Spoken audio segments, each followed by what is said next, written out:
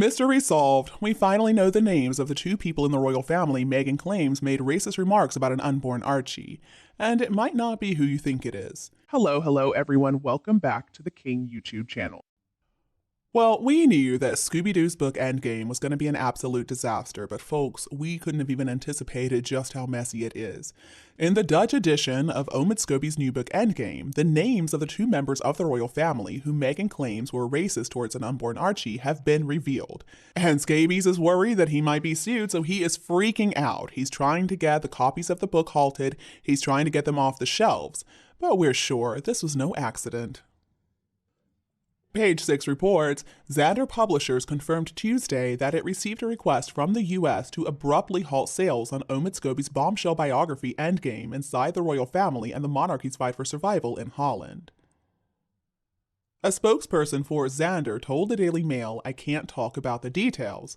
We have, however, received a request to put the title on hold, and that is what we have done. We are awaiting further instructions. I do not know how long this will be." Alright, so in the final edition of Endgame, which talks about the state of the British monarchy after Queen Elizabeth passed away in September of 2022, Scabies claimed that he didn't name the member of the royal family who allegedly questioned how dark Archofficial's skin was going to be before he was born. But in the Dutch edition, he did name the royal, and guess who it was? King Charles. Thanks to Rick Evers on X, formerly known as Twitter, we've got the whole excerpt. I sure cannot read Dutch, so I thank Rick Evers for translating the whole portion for us. So, it reads, during their conversation with Oprah, both Harry and Meghan declined to say who was present at that conversation. A representative for the couple only wanted to say that it was not the Queen or Prince Philip. I think that will be very damaging to them, Meghan said. But in those private letters, an identity was revealed and confirmed, Charles. The King, sources say, wanted to respond to make clear to Meghan that there was no ill will or bias when he spoke about his future grandson. He wanted to clarify something he felt was very important, says a royal insider. Now, this is coming from page 128 of Scobie's book Endgame. Of course, it's the Dutch copy, but it was translated into English from Dutch. Daily Mail was the first outlet to pick up the story, but they redacted the mail because I guess a lot of people are worried right now about how legal it might be to reveal the names. It sounds like Scooby-Doo is panicking right now because he's afraid he could be sued. The publisher should also be worried, and I guess the Daily Mail just didn't want to risk it, so that's why they chose not to publish the name. But there you go, folks, there it is.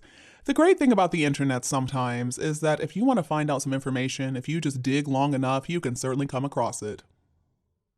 Now, recently, you might remember we talked about that in Scooby-Doo's book, he claims there was a second royal racist, that it wasn't only one person. Well, now, folks, we've got the name of that person, too. According to, again, Rick Evers, I thank him so much for the wonderful work he's doing on this, he has posted another excerpt from the book, quote, even after Meghan and Charles by letter discussed about probable unconscious bias within the family, after it was revealed that the King and Princess of Wales took part in such conversations about Archie, Kate has avoided discussing the subject with her sister-in-law. Okay, so before we talk about how Scooby-Doo is handling this whole mess, let's talk about the likelihood that any of this really happened. So with Charles, alright, sure, I can believe it. People of that generation, my generation to be fair, we often will say things that younger people claim are insensitive about skin color and looks and stuff like that. Now, I'm sure that if Charles really did say something, he wasn't trying to be racist. In fact, I don't think he was being racist at all. I believe he was just curious about what Archofficial might turn out to look like. He was assuming that Meghan really was pregnant and that Harry really was the father, and I understand, it's just normal curiosity. This is a very normal discussion that happens in families. So personally, I can believe that maybe Charles said something that Meghan took offense to. Of course, Meghan was always on the lookout for something to be offended by, but that's neither here nor there. But okay, let's talk about the second member of the family, Catherine, who supposedly made some type of racist comment about an unborn Archie. I don't believe it for 1 second. Let's be clear about what is going on here. Meghan hates Catherine with a passion, and she will do absolutely anything to smear Catherine. Scooby-Doo's book attacks Catherine in so many different ways. It sounds like about half the book is dedicated to trying to make Catherine look bad. Is there any chance, though, that Scooby-Doo and Megan are going to succeed in their mission? Absolutely not. We already know who Catherine is, thanks to her good work that she does on behalf of the monarchy, and thanks to the fact that she's a lovely person all around. The honest truth is that it doesn't matter what she says, it doesn't matter how hard she tries, Megan cannot damage Catherine's reputation. And I think that is what bothers her more than anything else, the fact that Catherine is going to still be popular at the end of the day, and Megan is still going to be unpopular. What I cannot wait to see is what is going to be the fallout from this error, as scabies put it. I mean, let's remember, he bragged about knowing the names of these mysterious royal races, so it serves him right that they got revealed. And again, I find it hard to believe that this was an accident. But anyway, in an interview with Good Morning, Scooby-Doo said, "I do know who made the comments about Archie's skin color.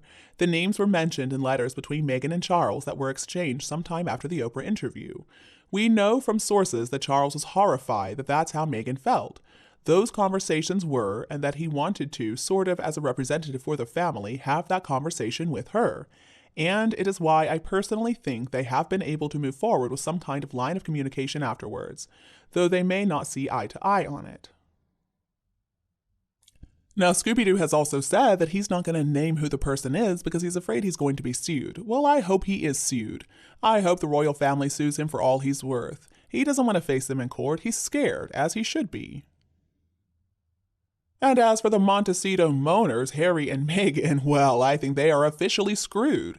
It sounds like this royal racist was the last blackmail card they had on the royal family, and now Scooby-Doo has taken it away from them. So what are they going to use now to blackmail the royal family with? They've got nothing.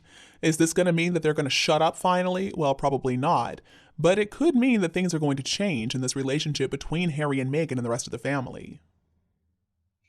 At this point, Harry and Meghan have no power. It's not like they had a lot of power before, but maybe the royal family really was worried that if people thought Catherine and Charles said racist remarks about an unborn Archie, that would damage the royal family. Now, at this point, I don't think they have anything to worry about. Harry and Meghan have told so many lies, and Scooby-Doo has as well. They're simply not credible people at this point. The story that somehow the Dutch publishers added the names to the book also doesn't make a bit of sense. I mean, they would have just translated the book, they wouldn't have added any names, and last time I checked, names are not translated anyway. If Scooby-Doo had never written King Charles in the book, how could they have put that in there? They couldn't have. So him trying to claim that this was an error is just ridiculous. Right now, they're frantically trying to pull all the copies from the shelves, but I'm afraid it's too late.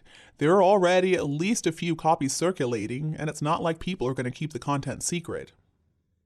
Now, if the rest of the book were full of facts and 100% truthful, then maybe it wouldn't be that big of a problem. But unfortunately for Scooby-Doo, the book is already being criticized for its long list of discrepancies. Another completely BS claim that is made in the book is that Princess Diana died in a car crash in Paris in 1997 because, according to The Sun, her driver was blinded by a major white flash from a chasing photographer's camera. The book claims that Diana's driver, Henri Paul, was blinded by a major white flash from a paparazzi photographer on an overtaking motorbike. Now, according to The Sun, this theory was a key part of Mohammed Fayed's conspiracy claims that Diana and his son Dodi were murdered as part of an establishment plot ordered by Prince Philip. But French authorities, as well as former Met Police Chief Lord Stevens, have absolutely dismissed the suggestion. It didn't happen like that. And I understand that Mohammed was a grieving father. He wanted an explanation for his son's tragic death. But that accident has been thoroughly investigated, and it truly was an accident. The driver was drunk. Diana wasn't wearing her seatbelt, and they were driving way too fast through that tunnel. Was it a tragic accident? Absolutely. But still, the conspiracy theories need to stop. Over the next few episodes, I'm going to go into more detail about some of the falsehoods contained in this ridiculous book. And of course, we will keep you updated as to any backlash that Scooby-Doo faces. It's going to be an exciting few days, so please stay tuned. And you, what do you think about this mess? Please let me know your opinion below in the comment section. If you enjoyed our video today, don't hesitate to share it with any of your friends and family who would like it too. And don't be afraid to click the subscribe button to get more updates in the future. Thank you so much for tuning in, have a lovely weekend, and we'll be back to see you all tomorrow.